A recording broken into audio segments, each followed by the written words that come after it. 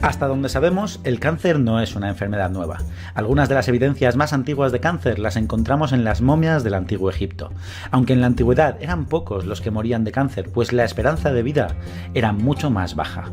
La descripción más antigua de cáncer, aunque la palabra cáncer aún no se utilizaba, la encontramos hace más de 3000 años, en lo que se conoce como el papiro de Edwin Smith, un documento médico con observaciones sobre cirugía ortopédica y sus posibles tratamientos. Este papiro describe casos de tumores de pecho. Respecto al tratamiento en estos casos termina diciendo que no se haga nada, no existe tratamiento. Algunos creen que este texto podría ser una copia de un papiro mucho más antiguo, de hace unos 4700 años, y que el autor del texto original podría ser el mismo Imhotep. El caso es que parece que siempre hemos convivido con esta enfermedad desde tiempos inmemoriales.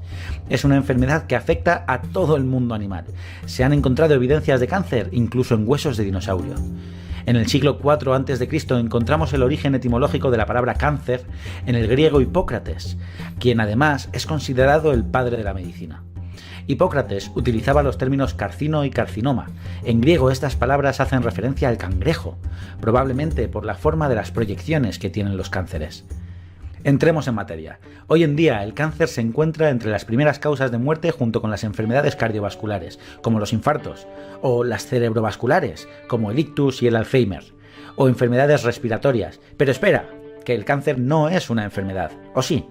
El cáncer es un grupo de más de 100 enfermedades, y aunque el concepto de lo que ocurre es el mismo en todas ellas, células dividiéndose y multiplicándose sin control, la forma en cómo sucede este proceso cambia. El cáncer se clasifica según el tejido a partir del cual las células cancerosas se originan. Los tratamientos disponibles, el pronóstico, etc., es diferente en cada uno de ellos. Sabemos que el cuerpo está lleno de tejidos distintos, formados por células diferentes que pueden verse afectadas. Las células contienen su información en el ADN. Es como su código fuente, la programación de las células, las instrucciones que les dicen a las células quiénes son, cuáles son sus funciones y cómo deben comportarse. En definitiva, el ADN es una molécula que contiene la información genética y tiene esa forma de doble hélice que tantas veces hemos visto. Así, los genes son segmentos de ADN.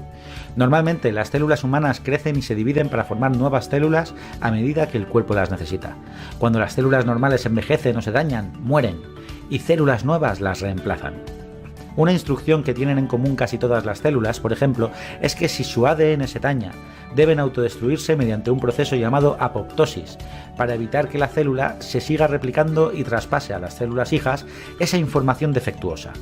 La apoptosis es un mecanismo ordenado de destrucción o muerte celular programada.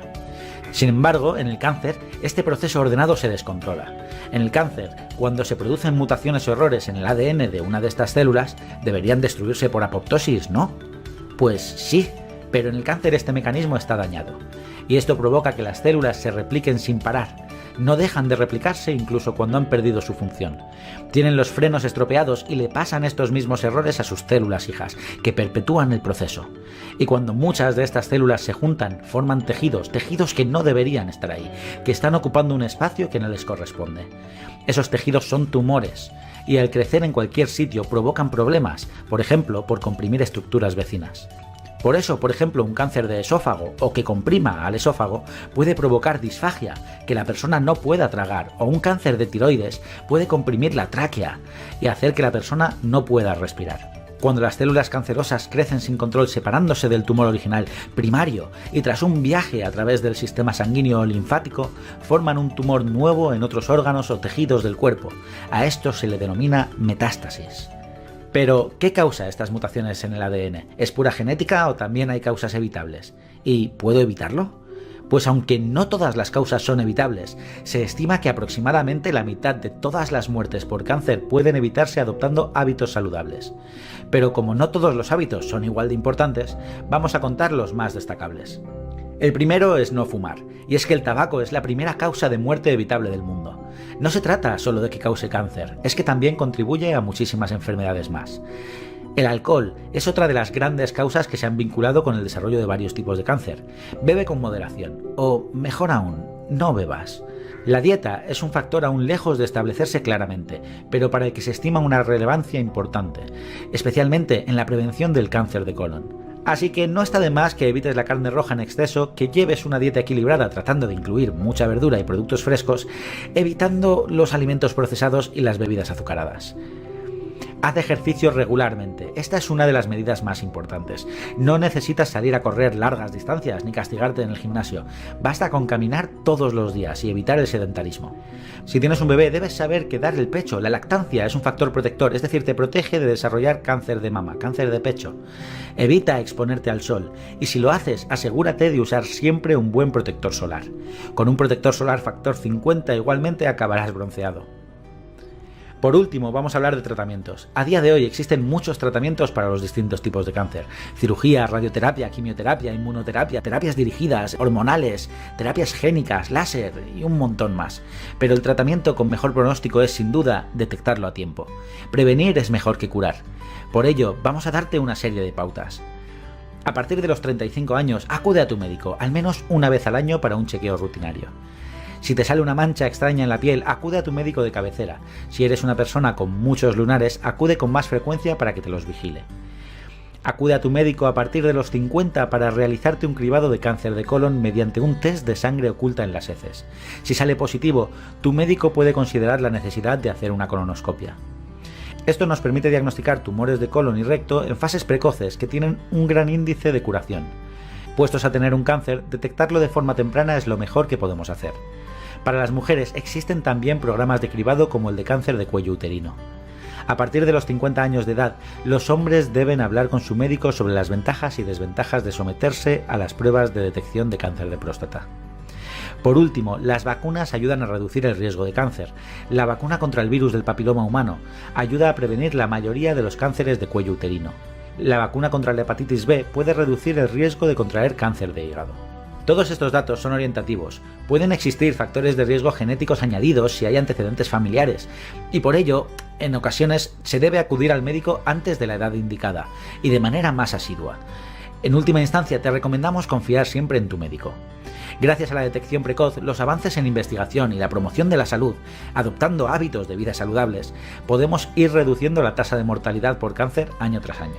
No sabemos si algún día lograremos librarnos del cáncer, pero al menos aprendemos a dominarlo y a hacer lo posible por evitarlo.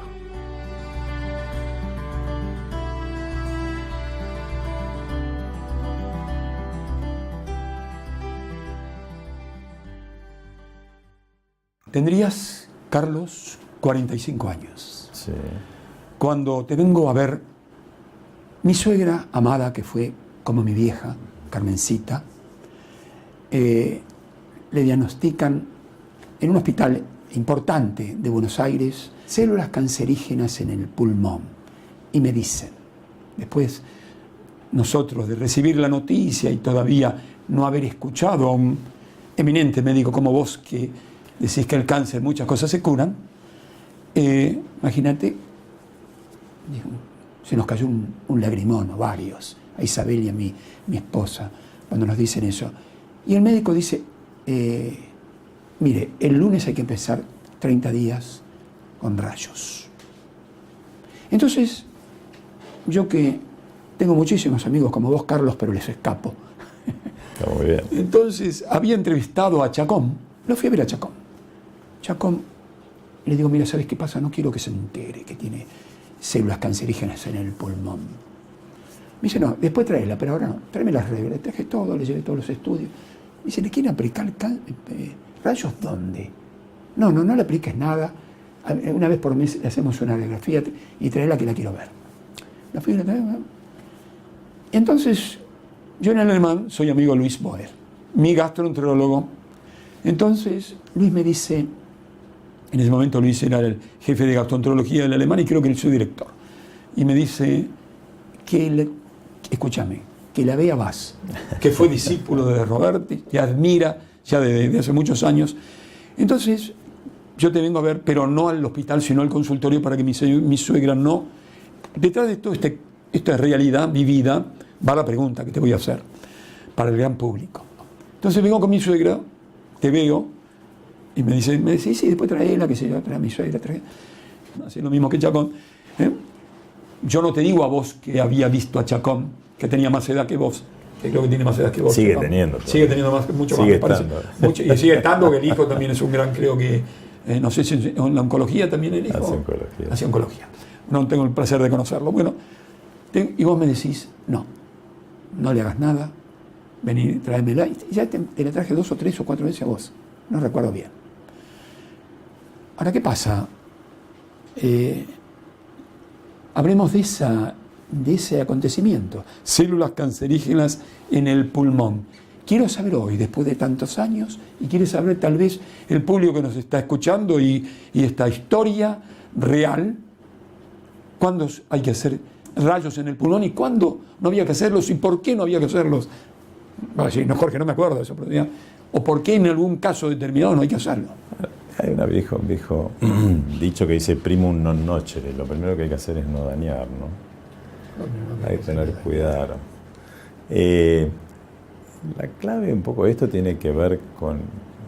Esa fue una de otras especialidades frustradas. Mira, yo me divierto mucho en nuestros ateneos de todas las semanas con el tema de imágenes y con el tema de estudios.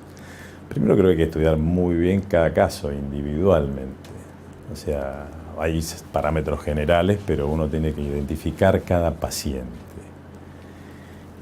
Y segundo, tiene que tomar en cuenta muchas características, o sea, desde la edad, la situación general del paciente en cuanto a si necesita mucha medicación o no, si tiene algunas otras comorbilidades, cuál es su estado clínico.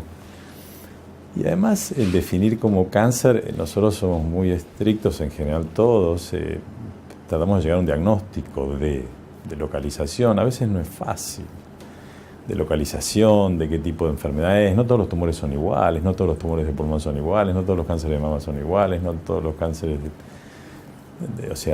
gástricos son iguales, los de colon son iguales, no todos son iguales. O sea, cada enfermedad y en cada paciente es distinta. Entonces, creo que exactamente qué pasó con tu suegra, tengo un vago recuerdo, porque creo que la palabra que utilicé es ¿qué le van a tratar? ¿Qué le van a tratar? Sí, como diciendo, no encuentro nada. Yo digo un viejo dicho que dice, no dice Jerry Maguire en la película de Jerry Maguire, dice show me the money. No como show me the money, sino mostrarme la enfermedad, dónde está. Y si está, bueno, ¿qué vamos a hacer con ella? O cómo la vamos a enfrentar. Creo que los oncólogos tenemos esto mucho de querer reparar o querer enfrentar algo difícil y tratar de ayudar a que los pacientes tengan fundamentalmente la mayor prolongación de su vida y fundamentalmente también con la mejor calidad de esa vida. Y depende de cada escenario. Tengo la madre y el padre de un amigo mío que tienen 80 y pico, 90 años casi algunos, y a uno está con un tratamiento muy localizado, la otra está esperando, estamos observándola, tiene una enfermedad, se diagnosticó, pero tiene una evolución lenta. Y uno tiene algunas herramientas como para poder decir, esperamos acá, no esperamos acá. Ayer vi un renombrado ginecólogo de 90 años, 89 años, con una enfermedad de pulmón, que está haciendo tratamiento justamente inmunológico, al cual teníamos mucho miedo por ahí en aplicárselo, pero después empezamos a perder todos estos temores. El paciente se va mañana 15 días al Uruguay, 15 días no, se va 90 días al Uruguay haciendo tratamiento, va y vuelve, y está en un excelente estado general con un buen estado clínico. O sea, creo que primero hay que hacer un muy buen diagnóstico antes de definir una terapéutica. A veces no es fácil el diagnóstico, y uno tiene que tener muchas herramientas, desde la clínica, desde la observación, desde las imágenes, desde el diagnóstico anatomopatológico. Es muy, muy importante eso. Y hoy tenemos herramientas brutales. O sea, yo creo que, un poco como dicen a veces los chicos, los residentes, estamos en Disney. Y creo que hay que tener mucho cuidado de traspolar todo esto a toda la Argentina, porque tenemos un escenario de país subdesarrollado o emergente, como se dice en la jerga económica. Y creo que bueno, hay que tratar de adaptarse a cada lugar también, en cada escenario de la Argentina, cada provincia, cada pueblo, adaptarse bien al lugar y de qué manera uno puede ayudar y colaborar con el paciente. Esta respuesta informativa y formativa de tu parte, Carlos, emotiva otra pregunta que puede ser, y comentario a la vez de mi parte, tu comentario y tu respuesta es lo importante. En cierta oportunidad, a mí me invitan voy yo a la Facultad de Medicina, al aula magna, donde están todos ustedes con el dentalcito, para escuchar a un escritor, Sábato, que no era, no tiene una gran obra literaria, 4 o 5 libros, amo a Borges, ¿no? Pero me gustaba siempre escucharlo hablar a Sábato. Sábato se para como vos y dice ante todos ustedes, yo estaba ahí escuchándolo a él, no sé para qué me han invitado. Se paró y dijo, miren, yo pertenezco a una generación donde antes los médicos se inclinaban al paciente. Y entonces se fue al latín, ¿viste? Inclinar, qué sé yo, los volvió loco a todos. Y entonces esto, ¿por qué hago este comentario? Porque has hecho algunas referencias, o más o menos un tipo elemental como yo, interpreta que no es toda la tecnología. Y a mí me han contado, amigos, que vos acariciás a los enfermos, los sonreís, que le decís que lo querés, te puedo dar nombres y apellidos. Es verdad. El hospital alemán, esto del acercamiento al paciente es importante. Es tremendamente importante. Eso es muy importante, porque uno está en una situación, como bien dijiste vos, el médico era históricamente un poco el padre, o eran estructuras medio dictatoriales antiguamente, o paternalistas, para ser un poco más suave.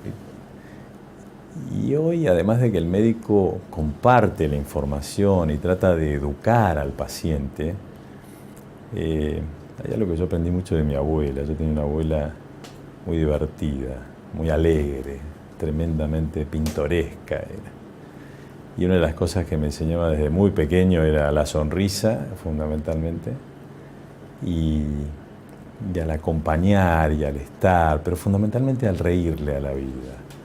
Entonces uno se encuentra con pacientes que vienen con una enfermedad grave, muy asustados, a veces una enfermedad sonsa, pero tremendamente asustados. La palabra asusta muchísimo. Entonces uno lo primero que tiene que lograr es tratar de aquietar las aguas y tratar de darle la mayor tranquilidad posible. Por supuesto que si la situación es grave, también ver qué es lo que necesita ese paciente, qué es lo que requiere ese paciente, qué información pide. Pero fundamentalmente creo que el contacto, el diálogo, el sentarse, el estar, el escuchar, abrir la puerta para las fantasías, que a veces son mucho peores que las realidades. Y aunque no fueran así, también darle cabida, creo que ayuda mucho. Y a veces más que muchos medicamentos, ¿no? No es fácil. No es fácil. Los sistemas, como decimos, no nos dan a veces los tiempos para hacer estas cosas, pero creo que es algo que los médicos debemos intentar hacer todos los días. Creo que los pacientes, cuando se sienten contenidos, primero, ya es muy distinto el enfoque. Nos pasa todos los días. Ayer te contaba antes, fuera de cámara, dábamos medio de alta a una paciente después de 10 años de tomar una medicación y la paciente se le cayeron unas lágrimas y un residente que ni la conocía, la había visto por primera vez, probablemente lloraba también al lado mía. Y porque, bueno, justamente había participado, vos hablaste de la investigación de esta. Nosotros participamos en ensayos clínicos o investigación clínicas muy importantes en el hospital con Federico Coppola. Y bueno, participamos de drogas muy, muy importantes, como el tamoxifeno, el anastrozol, el Herceptin, el trastuzumab, drogas que hoy son de la práctica común, o algunas que han quedado un poco más en la historia, pero que realmente han hecho historia en la medicina, ¿no?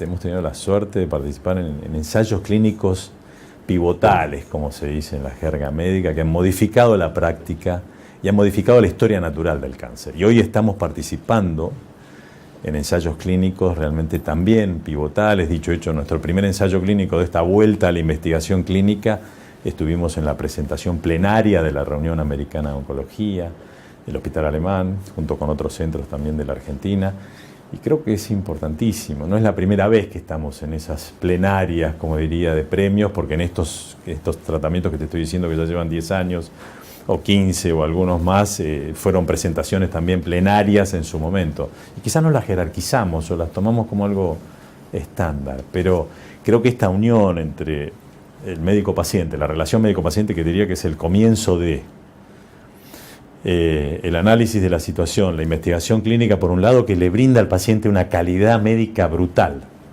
algo que es un derecho para los pacientes, el de la investigación. No es que estamos probando, ni que somos guinea pigs o que somos así ratones de laboratorio. No, estamos viendo cómo hacemos para lograr un mejor tratamiento para esto. Y creo que los progresos, diría yo, de estos últimos 10 años han sido brutales, Jorge.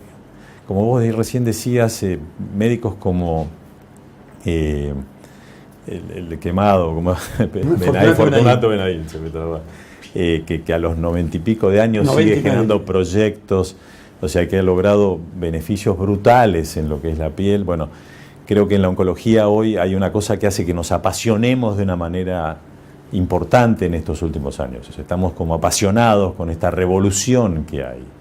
Yo le hablo de revolución industrial, porque realmente se han generado una serie de productos y fundamentalmente mecanismos de tratamientos novedosos, muy novedosos, muy novedosos. Ayer te comentaba que había estado en la comida de exalumnos del colegio y charlaba con un compañero mío que trabaja en el Garraham, en la parte de trasplante, y estaba mira cómo son las cosas.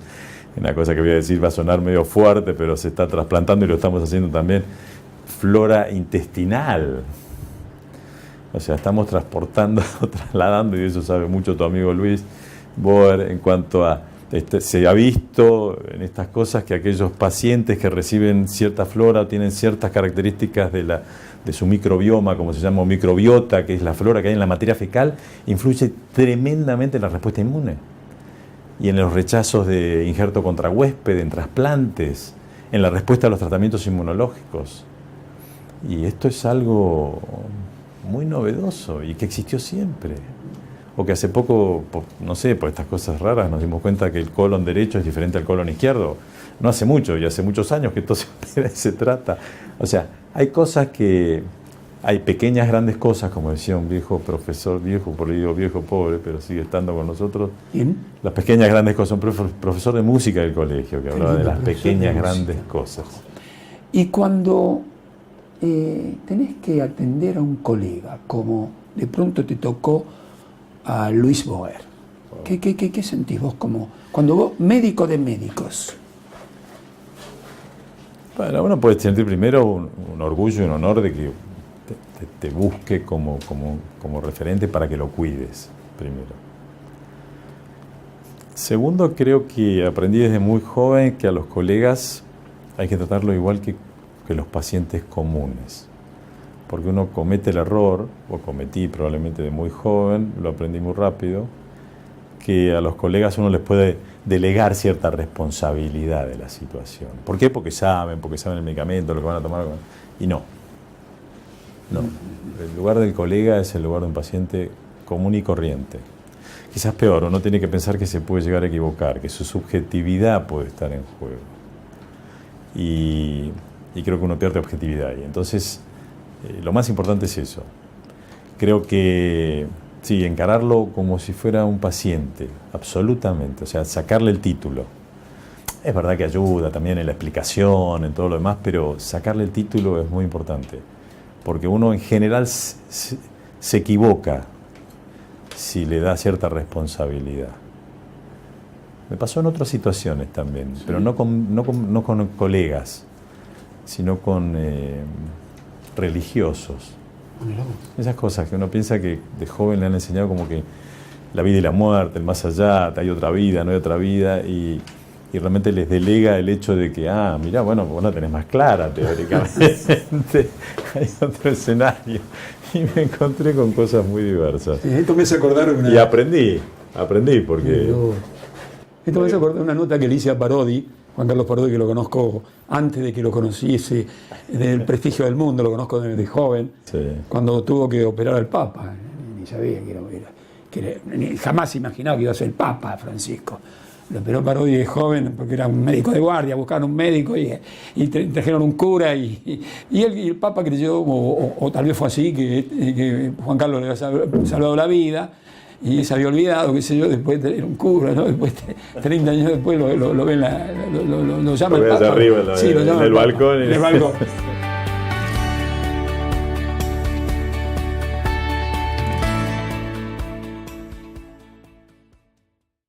Hospital Alemán, el único que usted elegiría sin dudar. Transportel Patagónica, eficiencia, esfuerzo y avanzada tecnología para apuntalar el desarrollo energético de Argentina.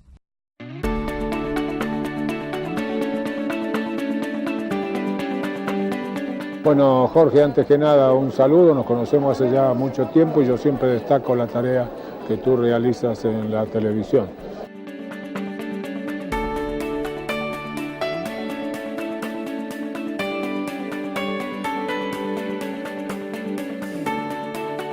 ¿Cómo está conformada tu familia hoy? Mi familia hoy es mi mujer, con la cual estoy hace... Si me escucha me mata porque no quiere que lo repita. En realidad estamos hace 45 años juntos. ¡Qué amor! Nos pusimos de novios a los 15 y 13 años. Y después, bueno... ¿Cómo se conocieron? Nos conocimos en una fiesta, compañía de colegio de ella, con la cual somos muy amigos ahora. Y compartimos nietos. ¿Cómo se llama tu esposa? María Elisa Bustamante, María Bustamante. ¿Qué es María Luisa? María Elisa es psicóloga, tiene varias profesiones. ¿Y para vos qué es? Me va a retar. Me va a retar. Wow. Es todo.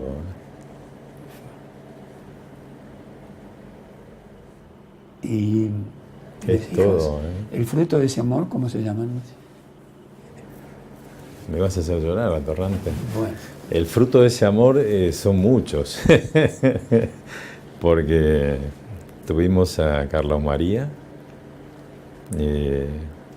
tuvimos a Victoria, tuvimos a Florencia, tuvimos a Camila. Mira vos, igual que tus padres. Y ellos eligieron a Fátima, a Juan, a Matías.